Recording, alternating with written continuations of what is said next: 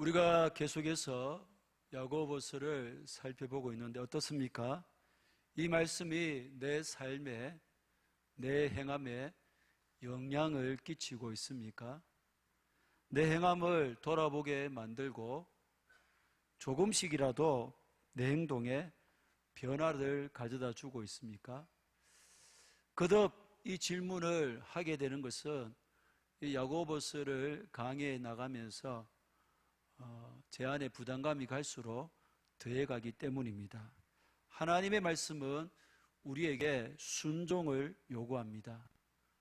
하나님의 말씀을 듣는 것으로 그치지 말고 그 말씀대로 살아야 할 것을 강조합니다.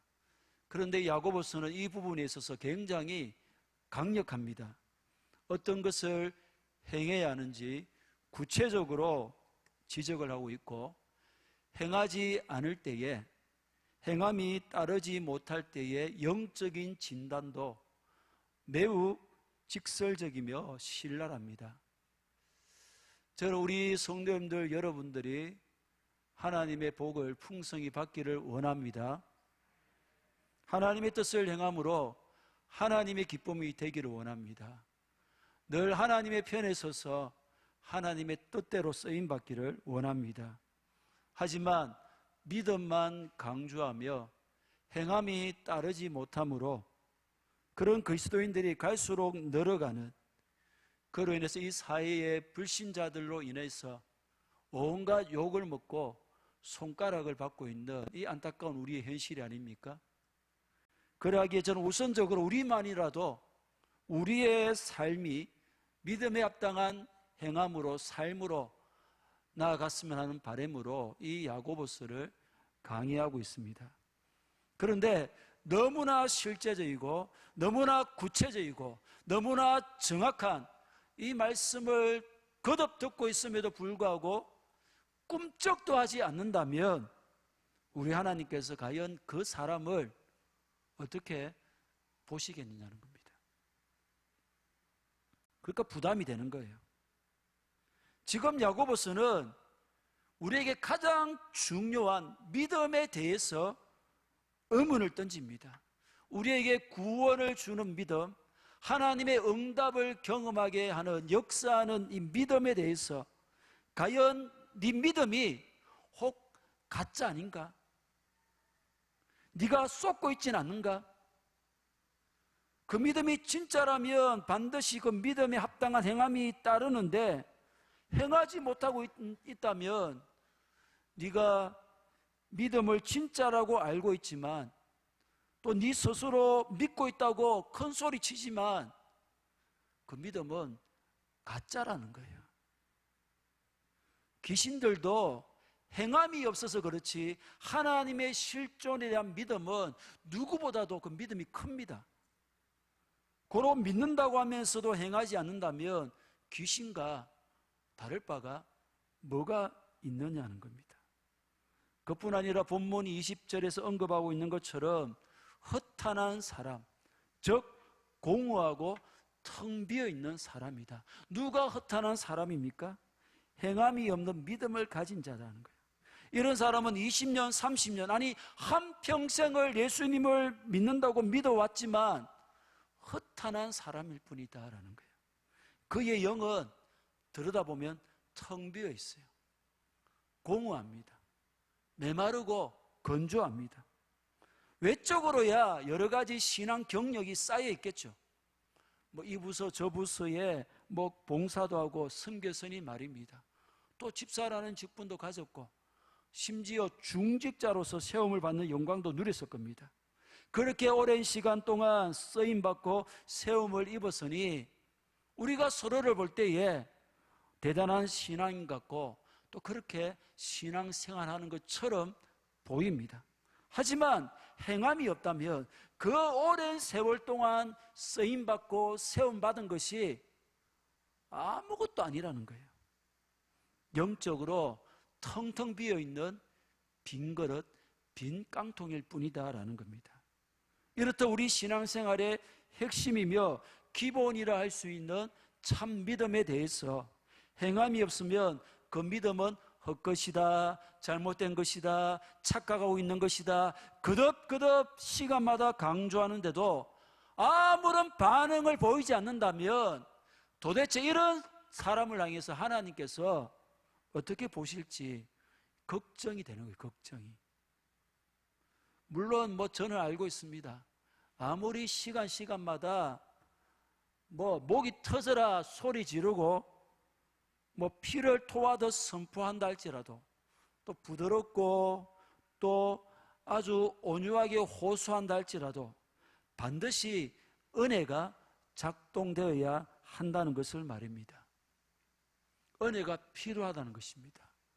믿습니까? 은혜가 흐르고 작동하기 시작하면 이렇게 힘겹게 소리치지 않아도 역사가 나타나는 것입니다. 말씀을 들을 때에 그 말씀이 크게 들려지고 그 말씀대로 행하지 않으면 금방이라도 죽을 것 같고 잘못될 것 같고 견딜 수 없는 심령이 됩니다. 단 한 절의 말씀이라도 결코 가벼이 여기지를 못하게 되고 내게 주시는 말씀으로 소중하게 여기고 그 말씀대로 살려고 합니다. 그래서 그 말씀에 책망을 받기도 하고 위로를 받기도 하고 고침을 받기도 하고 그 말씀에 세임을 얻기도 합니다. 말씀이 살아서 꿈틀꿈틀 되는 것입니다. 그렇습니다. 은혜가 흐르면 됩니다. 이 시대가 아무리 어렵다고 해도 교회가 위기라고 할지라도 그 교회에 하나님의 은혜가 흐르고 있다면 두려울 것이 뭐가 있겠습니까? 걱정될 것이 뭐가 있겠습니까? 은혜가 작동된다면 숱한 위기 속에서도 그 교회는 자초되지 않습니다. 위기를 그렇게 어렵게 넘기지도 않을 뿐 아니라 위기를 기회로 만들어내는 것입니다. 그렇게 볼 때에 은혜야말로 끝판왕인 줄로 믿습니다. 저는 이 하나님의 은혜의 유용성을 확실히 믿습니다. 그렇기에 하나님의 은혜가 임하는 것이 너무너무 그것을 사모합니다. 하나님의 은혜가 작동되고 풍성히 흘러가는 우리 교회의 모습 생각만 해도 너무너무 좋습니다. 왜 내 삶이 힘겹고 버겁습니까? 신앙생활에 즐거움이 없고 무언가 눌러있고 얽매여 있는 것 같고 자유가 없는 것입니까?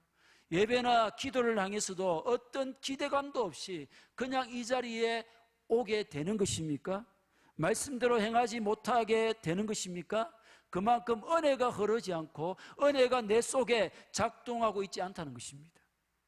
그러니까 눈에 드러나는 이런 정상들도 심각하지만 정작 심각한 것은 은혜로 그리스도인이 되었는데 그 은혜가 더 이상 흐르지 못하고 있다는 것 아니냐는 겁니다. 사랑하는 여러분, 내게는 은혜가 흐르고 그 은혜가 제대로 작동하고 있습니까?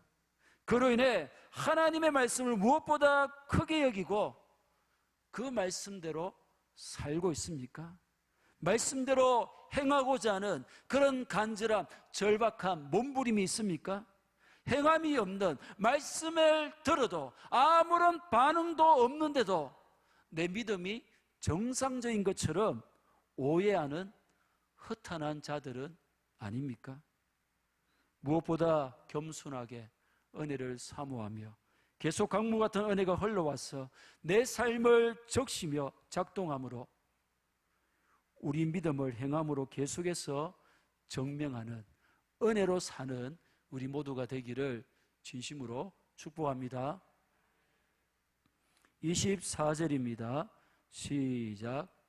이로 보건대 사람이 행함으로 어렵다 하심을 받고 믿음으로만은 아니니라. 아멘. 우리는 지난 시간에 행함이 없으면 믿음이 헛것이다, 이것을 증명하기 위해서 아브라함을 실예로 든 것을 살펴보았습니다. 21절에 나오는 대로 아브라함이 그 아들 이삭을 제물로 드림으로 그 행함으로 의롭다함을 받았다는 거예요. 물론 아들을 바치는 행함은 하나님을 향한 믿음에서 나온 것이죠. 100세 때 얻은 아들이 얼마나 귀하고 소중하겠습니까? 근데 이 아들을 하나님께 제물로 바친다고 해도 하나님께서 이 아들을 다시 살려주실 것을 아브라함은 믿었다는 거예요. 이 믿음이 있으니까 지체 없이 그 아들을 죽여서 하나님께 드리려는 행함이 나올 수가 있는 것입니다. 따라서 22절의 말씀처럼 믿음과 행함은 함께하는 겁니다. 이 말씀은 믿음 없는 행함은 믿음 없이 우리가 뭘 행한다, 그건 아무것도 아닌 거예요. 또한 행함 없는 믿음은 그 믿음이 죽은 믿음인 것을 증거한다는 겁니다. 믿어야만 믿음에 합당한 행함이 나옵니다. 행함이 없다, 그 말은 믿음도 없다, 이런 말이죠. 이렇듯 믿음과 행함은 한 쌍입니다. 동전과 같은 것이죠. 믿음만 강조했어도 행함만 주장했어도 안 됩니다. 24절 말씀은 아브라함이 이삭을 바치는 행함으로 의롭다함을 받았고, 믿음과 행함이 함께한다는 것을 증거한 후에 이 결론에 해당됩니다. 다시 말해 아브라함은 행함으로 그 믿음이 참되고 온전한 믿음으로 증명되었다는 말씀 후에 내린 결론이 바로 이 24절입니다. 야곱의 결론이 무엇입니까? 아브라함의 예를 볼 때에 사람이 어렵다고 인정되는 것은 믿음만은 아니다. 믿음만은 아니라는 말은 뭡니까? 행함이 어떤 역할을 한다는 뜻입니다. 그런데 여러분, 아브라함이 행함으로 어렵다 함을 받았다고 해서 아브라함의 삶이 온전한 것이도 온전한 삶을 살았다고 아브라함이 그렇게 생각해서는 안 됩니다. 아브라함 역시 연약한 인간이었죠. 그래서 그의 신앙과 행위에 여러 오점을 남기기도 했습니다. 아브라함은 후사를 주시겠다는 하나님의 약속이 이루어지지 않자 그 자신의 힘으로 후사를 얻으려고 했습니다. 그래서 아내 사라의 몸종 하갈을 통해서 이스마엘을 낳았죠. 그런데 이스마엘은 약속의 후손이 아니기 때문에 아브라함의 유업을 이어받을 수가 없었습니다. 이스마엘의 후손인 아랍 족속들은 오늘날도 이삭의 후손들인 유대민족과 사사건건 지금 대립하고 싸우고 분쟁하고 있지 않습니까? 아브라함의 믿음이 흔들려 잘못된 방법으로 후사를 얻는 행함을 통해서 그의 후손들이 이런 곤욕을 겪고 있는 것입니다. 또 아브라함은 흉년으로 인해서 하나님이 지시하지 않은 이집트로 내려가기도 했고, 자기 아내 사라를 2번씩이나 자기 누이라고 거짓말을 하기도 했습니다. 무슨 말입니까? 결코 행함으로 어렵담을 받을 수 없는 모습인 겁니다. 그런데 야고보서는 아브라함의 삶, 아브라함의 인생 전체를 볼 때에 그의 삶에 믿음이 있었다는 거예요. 그도 한 사람의 인간으로 약점도 있었고 연약해지기도 하고 믿음이 흔들리기도 했습니다. 하지만 아브라함의 일생은 그의 삶, 즉 행함을 통해 믿음이 있음을 구원받은 자임을 확실하게 드러내었습니다. 그리고 그 결정적인 행함이 바로 아들 이삭을 하나님께 제물로, 아무런 갈등이나 고민도 없이 제물로 바치는 그 모습이었다라는 것입니다. 아브라함이 행함으로 어렵담을 받았고 믿음으로만은 아니니라. 이 24절의 결론은 어떻게 보면 사도 바울의 주장과 완전히 상반되어 보입니다. 사도 바울은 믿음으로만 어렵담을 받는다, 그렇게 했기 때문입니다. 로마서 3장 28절 시작. 그러므로 사람이 어렵다 하심을 얻는 것은 율법의 행위에 있지 않고 믿음으로 되는 줄 우리가 인정하노라. 아멘. 또 갈라디아서 2장 16절입니다. 시작. 사람이 어렵게 되는 것은 율법의 행위로 말미암음이 아니요 오직 예수 그리스도를 믿음으로 말미암는 줄 알므로 우리도 그리스도 예수를 믿나니 이는 우리가 율법의 행위로서가 아니라 그리스도를 믿음으로써 어렵다함을 얻으려 함이라. 율법의 행위로서는 어렵다함을 얻을 육체가 없느니라. 아멘. 로마서나 갈라디아서는 행위로서가 아니라 믿음으로써 어렵다함을 얻을 수 있다, 그렇게 단언합니다. 바울은 더 나아가 로마서에서도 갈라디아서에도 믿음으로 어렵다함을 받는다는 것을 증명하기 위해서 한 사람을 예로 제시하는데 공교롭게도 아브라함입니다. 그러니까 아브라함은 믿음으로 어렵다함을 받는다는 것을 증명하기 위해서도, 행함으로 어렵다함을 받는다는 것을 증명하기 위해서도 등장한다는 거예요.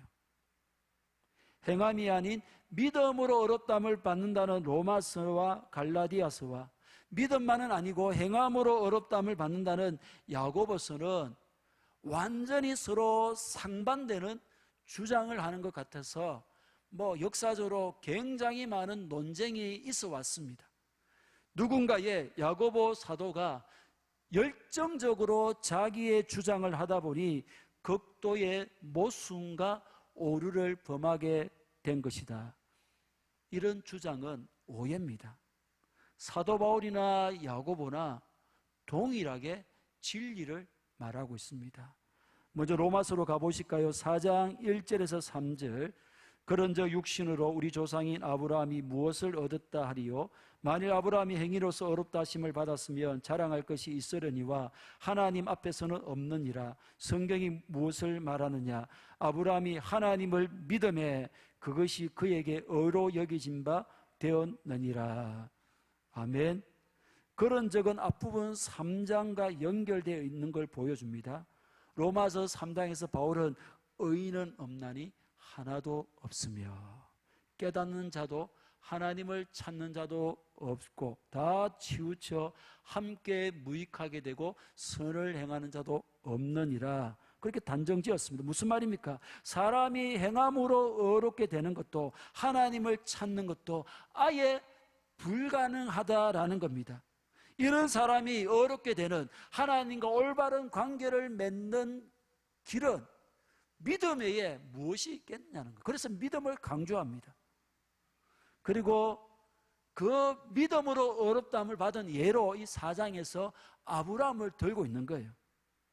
1절에 우리 조상인 아브라함, 로마서 4장 1절에 우리 조상인 아브라함, 즉 아브라함을 조상으로 여기고 있는 유대인들에게 바울은 지금 이 말씀을 하고 있는 것입니다. 유대인들은 율법을 지킴으로 어렵다함을 받을 수 있다고 믿는 자들입니다. 자기들의 행위를 통해서, 율법을 통해서 얼마든지 어렵다함을 받을 수 있고 하나님과 올바른 관계를 맺을 수가 있다고 믿는 자들입니다.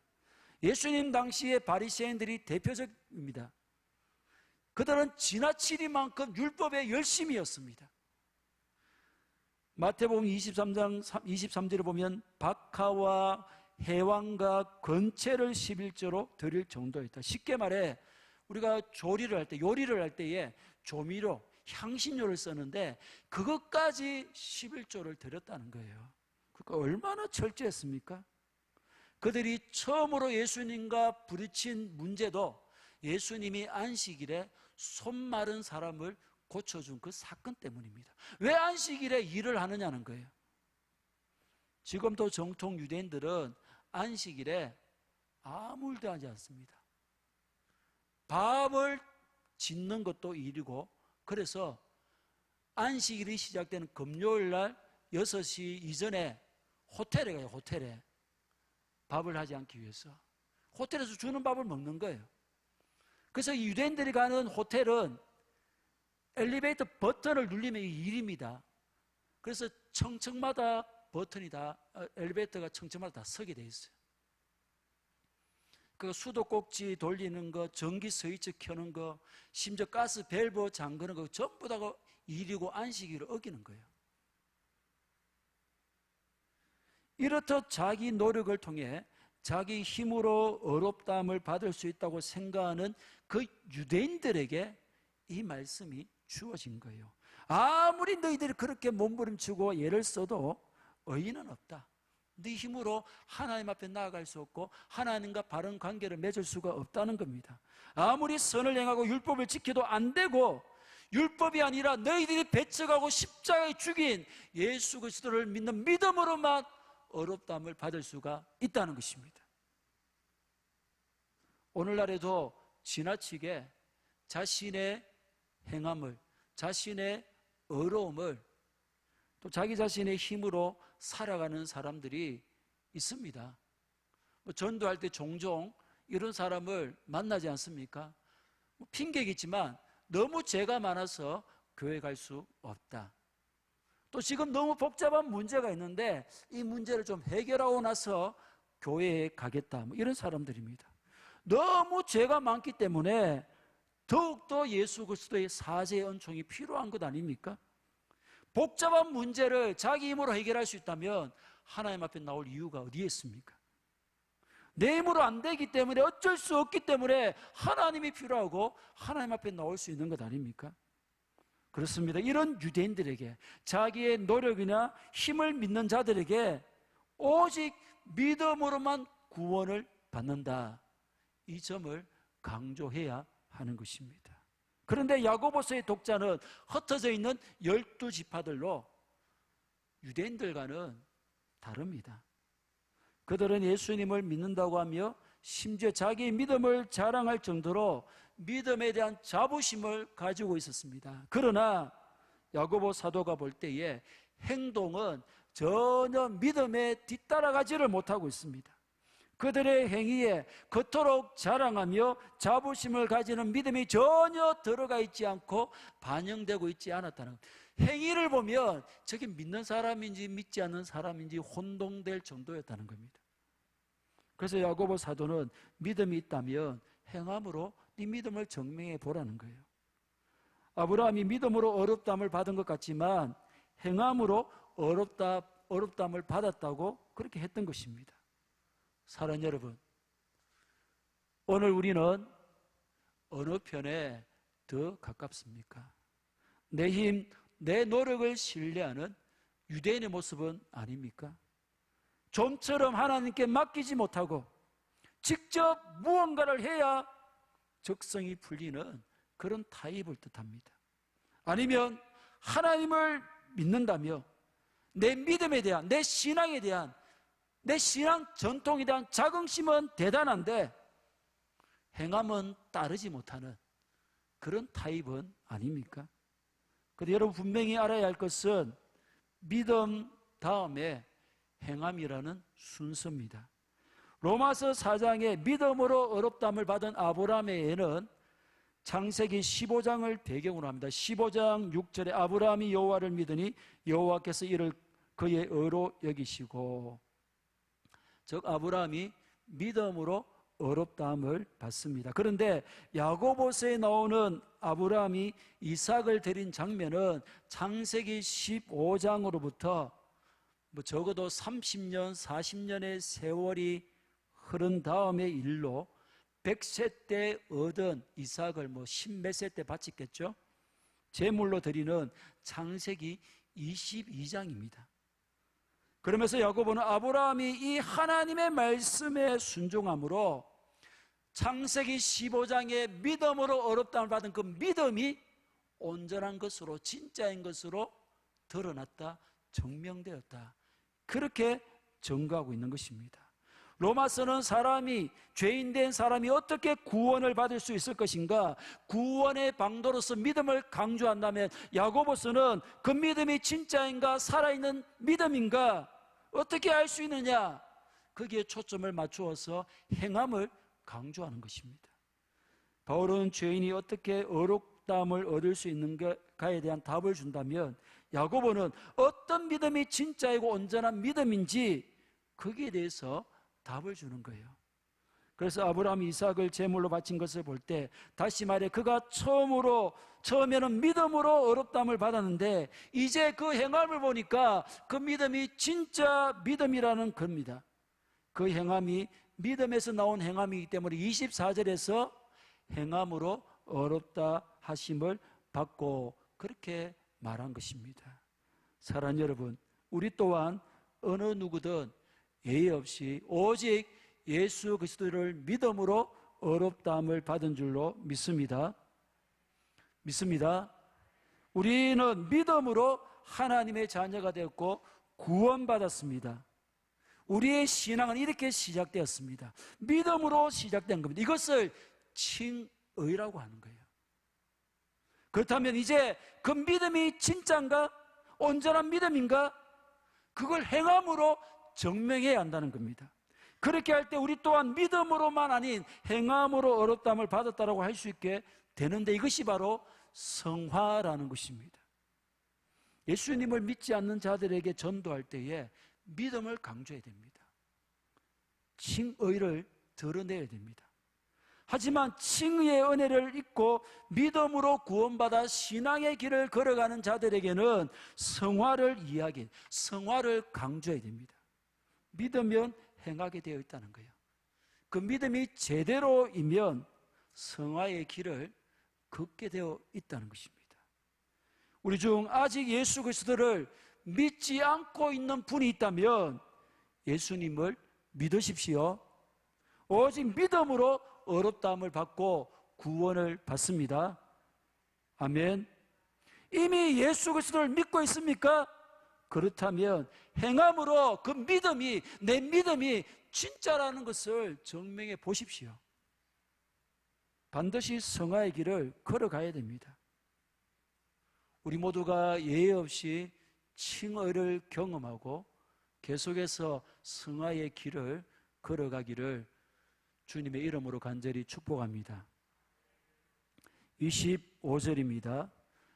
또 이와 같이 기생 라합이 사자들을 접대하여 다른 길로 나가게 될 때에 행함으로 어렵다 하심을 받은 것이 아니냐.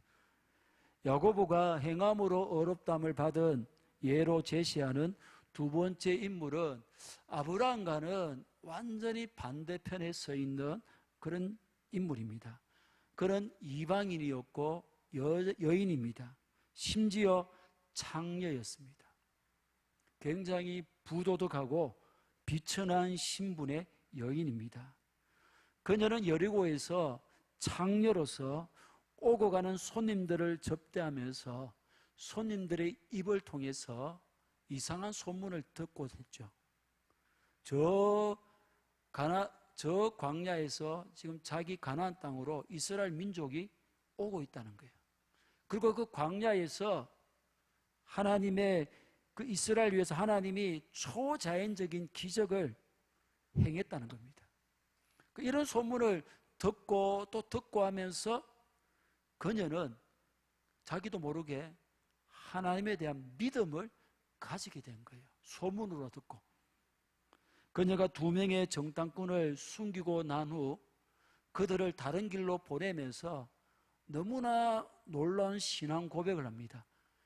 여호수아서 2장 11절 하반절 시작. 너희의 하나님 여호와는 위로는 하늘에서도 아래로는 땅에서도 하나님이시니라. 아멘. 예전 성경에는 상천하지의 하나님이시다. 라합이 정탐꾼을 평안히 영접하고 숨긴 것은 어떻게 보면 자기 민족을 배반하는 행위죠. 그리고 그것이 들키면 자기 목숨이 날아갈 수도 있습니다. 그래서 대모험입니다. 하지만 여호와 하나님에 대한 믿음이 있었기에 이런 무모하게 생각될 정도의 그 모험적인 행함을 할 수 있었다는 거예요. 그녀는 하나님을 향한 자신의 믿음을 목숨을 걸고 정탐꾼을 영접하고 숨기는 행함으로 그 믿음이 진짜라는 것을 증명했다는 겁니다.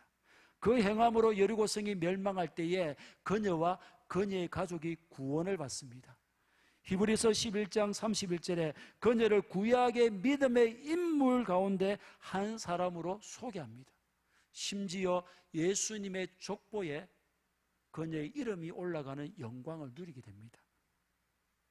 야고보는 아브라함 같은 위대한 인물만이 아니라 비천한 신분의 기생도 하나님의 음성을 듣고 오랜 세월 동안 하나님을 믿은 아브라함과 달리 소문만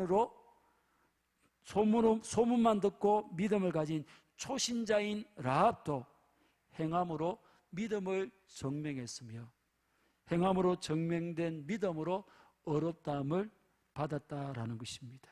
그렇습니다. 오래 신앙생활하고 예수를 믿은 분이든 이제 갓 신앙생활 한 분이든 믿음에 부합되는 행함이 있어야만 하나님의 인정을 받는다라는 것입니다. 26절입니다. 시작. 영혼 없는 몸이 죽은 것 같이 행함이 없는 믿음은 죽은 것이니라. 아멘. 1장 19절부터 계속하여 믿음이 지적인 차원에서 머무르고 행함으로 나타나지 않으면 무가치할 수밖에 없다. 그걸 강조해 왔고 이제 그 전체적인 결론이 바로 행함이 없는 믿음은 죽은 것이다. 이 17절 말씀과 똑같은 말씀입니다. 행함 없는 믿음을 숨을 쉬지 않는 육체에 비교하면서 믿음을 육체에, 행함을 영혼에 비교했습니다. 숨쉬지 않는 육체는 시체일 뿐입니다. 이와 같이 행함이 따르지 않는 믿음은 호흡이 끊긴 육체에 지나지 않는다. 호흡하지 않으면 살아있는 생명이라고 할 수 없듯이 행함으로 나타나지 않는 믿음은 믿음이 아니다라는 거예요. 영혼 없는 몸이 아무런 소용이 없듯이 믿음은 행함이 없이는 아무런 구원의 능력을 가질 수가 없다라는 것입니다. 사랑하는 여러분, 예수 그리스도를 믿음으로 의롭게 되어졌으며 구원 받으셨습니까? 구원 받으셨습니까? 내 믿음이 구원을 주는 효력 있는 믿음이다. 그거 어떻게 합니까? 그거 어떻게 합니까? 과연 내 믿음이 진짜라는 것을 어떻게 합니까? 어떻게 확신할 수 있습니까? 행함으로 증명된다는 거예요. 행함으로 알 수 있다는 겁니다. 그러면 이제 움직여야 됩니다. 달라지셔야 됩니다. 행함이 나타나야 합니다. 그렇게 되려면 무엇보다 하나님의 은혜가 필요합니다. 은혜가 흘러오며 작동되면 비록 오래전에 손을 놓아버렸다 할지라도 다시 움직이게 되고 행하게 됩니다. 겸손히 주의 은혜를 구하며 그 은혜로 인해 내 믿음을 우리의 일상에서 행함으로 증명하는 믿음의 삶을 힘차게 경주해가는 우리 모두가 되기를 주님의 이름으로 간절히 축복합니다. 축복합니다.